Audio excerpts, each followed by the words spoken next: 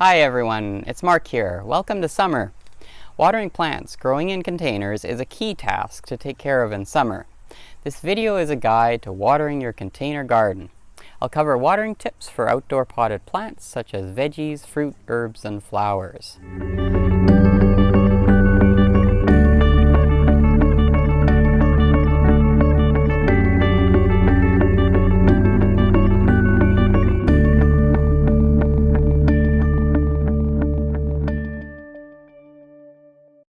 So, how do you ensure that containers get enough water during the hot, dry summer months?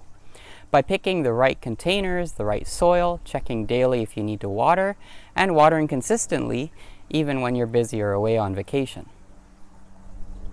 Growing veggies in containers or planters is a great way for many food growers who might not have the space or ability to have large raised or in-ground veggie garden beds.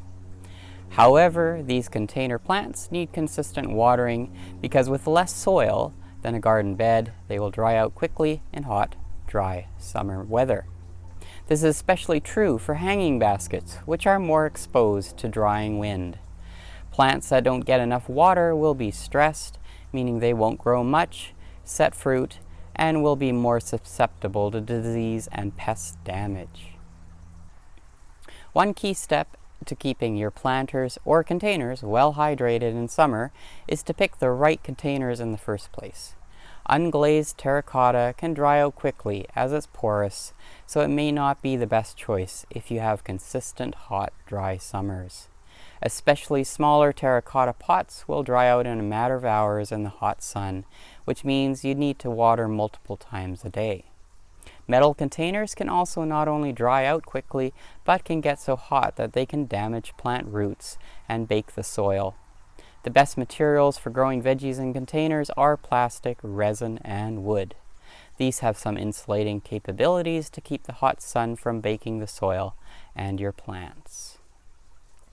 Another tip when shopping for new containers: consider getting self-watering containers that have a special water reservoir that helps keep soil moist even in dry conditions. They are more expensive, but will save you time and effort and your plants. For a selection of self-watering containers that do well in hot, dry summers, I've included links below in the description to what's available on Amazon that will meet your needs.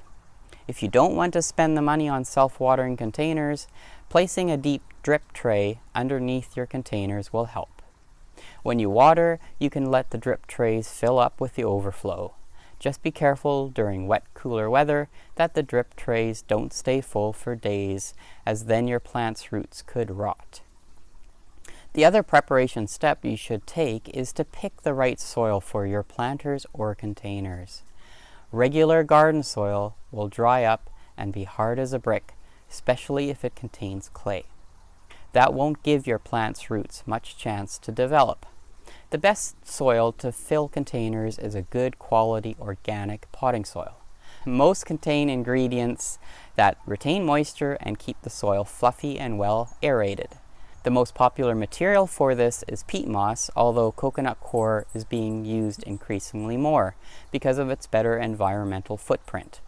Other moisture-holding materials are perlite and vermiculite. There are also some soils that contain a polymer that holds onto water and slowly releases it, but it's not a natural material and usually is not safe to be used for any edible plants. Adding a good quality sterilized compost can also help with water retention, and it will help feed your plants as well. Once you've planted everything, topping off the soil surface with a moisture-holding mulch will also help. Mulches you can use in containers include compost, leaf mulch, fine wood chips, and straw. Let's now look at how to tell if you need to water your container veggie garden. So, what are the signs that you're underwatering your plants in containers? You've probably had the experience of checking up on your plants after a hot day and seeing the signs that your plants need water. Usually that is wilting of the plant foliage. However, wilting during heat of day is normal, but not in the cooler morning or evening. Wilting is a way for plants to conserve moisture during the hottest part of the day, so it may not be a good indication of lack of water. There are better ways to tell when a plant needs water. The best way to know when to water plants is with the finger test. Inserting your finger into the container about an inch or 2.5 centimeters and see if the soil is moist. If it's dry, it's time to water. The other indication is if the planter is light in weight. This only, of course, works for small to medium-sized containers. Try lifting the container a little bit, and if it feels light compared to when it's well watered, it's time to water the container. Your plants will also tell you if they need water. If you start seeing leaves turning brown and crispy, this could be a result of underwatering. If you have partially developed fruit falling off, such as tomatoes or peppers, that can indicate the plant is trying to conserve moisture and shedding excess fruit to survive. Most plants will also simply stop growing. Severely underwatered containers will also have the soil in the container pull away from the sides, leaving a gap. In those cases, you'll need to water a little bit at a time to slowly saturate the soil, otherwise water will just go past the soil on the sides. It helps to also take a trowel or your fingers and push the soil back so it touches the sides again. On the other end of the spectrum is overwatering. That's harder to do with containers with drain holes, as they do drain excess water. But if you're using self-watering containers or drip trays or containers without holes, your plants could get waterlogged. Signs that your plants have too much water include yellow or brown limp leaves, not dry ones, if the base of the plant starts looking mushy, or the soil smells a bit rotten. That's usually a sign that you've overwatered your container plants. Mold, algae, or mushrooms growing on the surface of the soil also indicates overwatering, but it could also be a lack of airflow around your containers. The weather has the greatest effect on when you should water container plants. Containers can dry out quickly in the hot sun, even if the outdoor temperature may not be that hot. Hanging baskets are prone to drying out from wind as well, even if it may not be that sunny or hot. So ideally you want to water your container veggie garden at least once a day during hot, dry weather, possibly even twice a day if needed. Water until some water comes out of the drain holes, and always make sure that you don't have anything underneath your containers that can't get wet, or use large drain trays to guard against that. Newly sprouted or transplanted young plants need lots of water to establish themselves, as they don't have the extensive root structure to find water at the bottom of your containers. So you may need to water them more than twice a day. It can also help to put them in a shady location as long as they get enough sunlight. It's best if you can avoid the hottest part of the day when watering. Try to water your containers first thing in the morning before heading off to work, and then check on them again in the afternoon when you return home to see if they need more. In cool, damp weather, you might not have to water at all, but keep in mind any container under an overhang or under dense trees might not get much rain. But keep in mind your individual plant's watering needs too. Veggie plants that produce green leaves need more water to keep those leaves well hydrated, whereas plants that grow roots typically need less, and too much water could actually rot the roots. Fruit usually also requires more water, especially stone fruits, citrus, and berries, as they are made up of over 80% water. Busy families might find it difficult to find time to water their container garden every day, so they're looking for a way to water potted plants automatically. There are lots of automated watering systems for potted plants. You can buy a complete drip irrigation watering kit for containers and hanging basket that includes drip irrigation emitters for pots. Again, in the video description below, I've linked to a popular kit on Amazon that's quite versatile for different container garden layouts. Other ways that you can automatically water your plant include using water bottles upside down with small holes poked in the lid, using strips of cloth wicks in a large water bottle that go to multiple containers, and using drip trays as bottom watering reservoirs.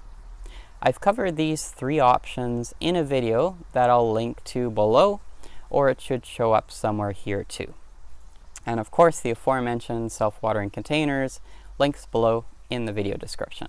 Finally, let's look at how to keep your potted plants watered while on vacation. If you're going on vacation, ideally you'd want someone to water your plants. But that's not always possible. So some tips on how to keep your container plants from drying out when you're away. Move what containers you can into a shady area, out of the hot sun. Even better if you can move them to a spot where they will get water from an automatic watering system. Key is to keep them cool, or erect some kind of shade such as an outdoor patio umbrella, shade cloth, or even an old bed sheet, securely fastened against wind. This should normally be okay for most plants if the time you're away is short, a week or less. Remember to move them to their original location or remove the shade materials when you're back and can resume regular watering. This may contradict the above tip, but if rain is expected while you're away, move the containers from underneath any overhangs from your house, a porch, etc., so that containers will get the benefit of the rain. And employ some self-watering hacks such as the one in this video. Use drip irrigation on a timer. Check the link in the video description for my recommendations. And use a thick mulch on top of the soil such as wood chips, straw, compost, or leaf mulch. Just make sure to water the containers well so that both the mulch and the soil underneath is well saturated.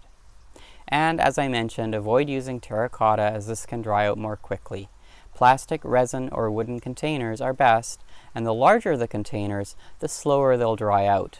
I have more tips in an article I wrote on my blog, including how to arrange for someone to take care of your plants while you are away on vacation. Link is below in the video description.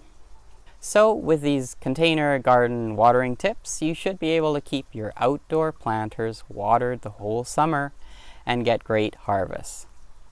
Try to stay cool and remember to drink lots of fresh water yourself. Take care.